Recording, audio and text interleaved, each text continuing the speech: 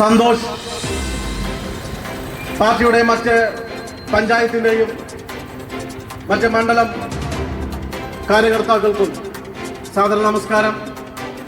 ഇന്നത്തെ ഈ പരിപാടി കപട മതേതരത്വം എന്നവിടെ ചെലവാവില്ല കമ്മ്യൂണിസ്റ്റുകാരാ. നിങ്ങൾ ഇത്രകാലം നിങ്ങൾ ചെലവഴിച്ച ഒരു കാപട്യവും ഉള്ളുപുള്ളി ജനതയുടെ മുന്നിൽ നിങ്ങൾക്ക് നിലവിളിക്കാനാവില്ല. അതുകൊണ്ട് കോൺഗ്രസുകാരനും കമ്മ്യൂണിസ്റ്റുകാരനും അടവ് മാറ്റിയിരിക്കുക.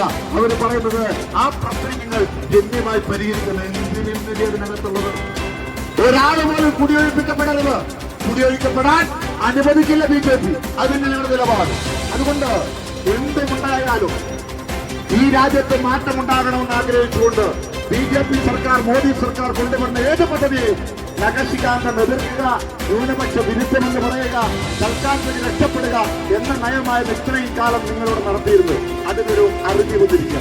ജനങ്ങൾ തിരിച്ചറിഞ്ഞു തുടങ്ങി. അതുകൊണ്ട് നിങ്ങൾക്ക് പറയാനുള്ളത്, ഇത് കേരളത്തിന്റെ മുഴുവൻ ഇന്നത്തെ ഒരു സാഹചര്യം. ഇപ്പൊ തൃശ്ശൂരിലുണ്ടായ